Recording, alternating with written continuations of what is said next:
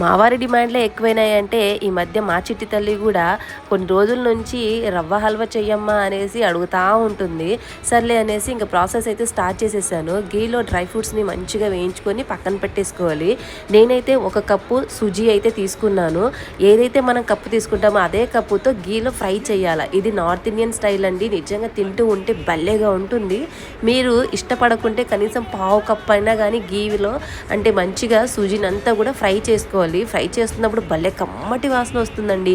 ఇంకో సైడు ఇంకో గిన్నెలో 1 కప్ అంత షుగర్ తీసేసుకొని మనం ఏ క్వాంటిటీతో అయితే రవ్వ తీసుకున్నామో అదే క్వాంటిటీతో షుగర్ తీసుకొని 2 కప్పులంతా వాటర్ వేసుకొని షుగర్ కరిగితే చాలన్నమాట. ఈ వేడివేడిగా ఉన్న సుజీలోకి నీళ్ళు వేసామనుకోండి ఇక దగ్గర అయ్యేంత వరకు బాగా ఫ్రై చేసేసుకొని డ్రై ఫ్రూట్స్ అలాగా చిలకరిచ్చేసుకుంటే భలేగా ఉంటుందండి. నేను తింటూ ఉంటే మా చిట్టి తల్లి ఏమమ్మా నాకు పట్టకుండా నువ్వు తింటున్నావని. టేస్ట్ మాత్రం చాలా బాగుంది. ట్రై చేసి కామెంట్ చేసి